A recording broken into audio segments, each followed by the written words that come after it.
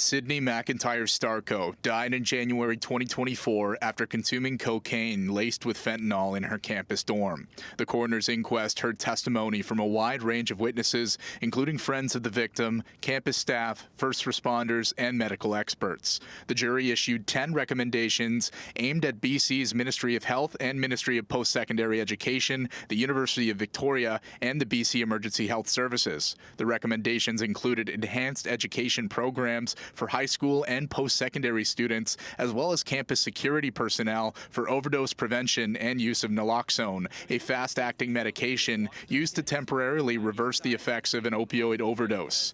The jury stressed that this education should be integrated into school curriculums and university orientation programs to reach students before they encounter high-risk situations. Additionally, the jury recommended better training for 911 operators to identify overdoses and guide bystanders, plus improved protocols for paramedics to ensure rapid, effective intervention, especially for fentanyl overdoses.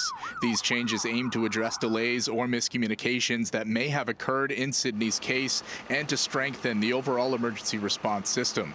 This situation is one that just hits home because we could have prevented this. DJ Larkin, Executive Director of the Canadian Drug Policy Coalition, welcomes these recommendations as a positive step forward. However, Larkin emphasizes the need for reforms in post-secondary drug policies to ensure students can report issues without fear of expulsion. We can teach people about naloxone or drug identification, but in that moment of emergency, if someone is worried about getting charged or evicted or suspended from school, that causes delay, and delay can cause harm, and it can cause death. While the University of Victoria did not make anyone available for an interview, the university released a statement before the verdict saying, "We will take time to consider the findings of the inquest, which will inform our approach to overdose prevention, response, and harm reduction at UVic."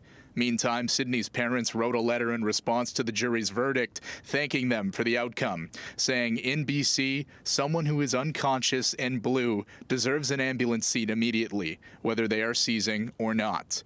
The family also thanked the first responders who cared for Sidney, saying, "Because of them, we had a few days with our child before she left this earth, and because of them, Sidney's organs are helping sustain the lives of 5 people."